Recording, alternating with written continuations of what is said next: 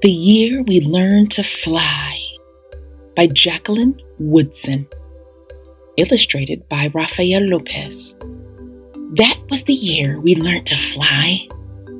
That was the spring when the rain seemed like it would never stop and the thunder boomed so hard we weren't allowed to go outside. Use those beautiful and brilliant minds of yours, my grandmother said. Lift your arms, close your eyes, take a deep breath and believe in a thing. Somebody somewhere at some point was as bored as you are now. So my brother and I closed our eyes. And for a few minutes that first day, we weren't stuck in our apartment anymore. We were flying over the city we've known our whole lives. But it was suddenly different, exploding with every kind of flower we ever dreamed of growing. That was the summer we learned how to fly, when my brother and I couldn't stop fussing with each other over whose turn it was to wash the windows, to feed the dog, or to clean the kitchen. We fought and frowned and made silent promises to never speak to each other ever again. My grandmother said, lift your arms and close your eyes. Take a deep breath and stop being so mean about everything. Somebody somewhere at some point was just as mad as you are now. So we did. And as the soft wind took us out over the city and past the windows of kids who hadn't yet learned to fly, my brother and I reached for each other's hands, flying and diving and laughing, and leaving all of our mad far behind us.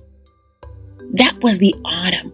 Our rooms felt too big and lonely, with only one of us in them and the darkness coming on so fast. But while we hugged ourselves against the too quiet of it all, we remembered that we didn't have to be stuck anywhere anymore. My grandmother had learned to fly from the people who came before her. There were aunts and uncles and cousins who were brought here on huge ships, their wrists and ankles cuffed in iron. My grandmother said, nobody can ever cuff your beautiful and brilliant mind. So our people learned to fly, she said. They dreamed a thing and made it happen, closed their eyes and flew away home. Lift your arms, my grandmother said.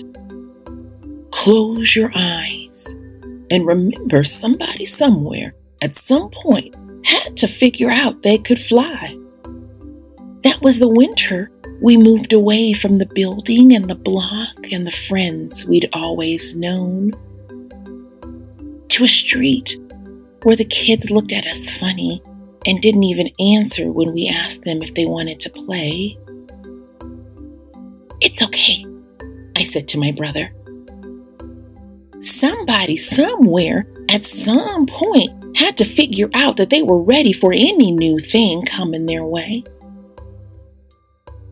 So like the people who came before us, we lifted our arms even higher, closed our eyes even tighter, breathed in even deeper, and flew the way we'd always known how to, free as the aunties and the uncles and the cousins who came before us, free as our own beautiful and brilliant minds.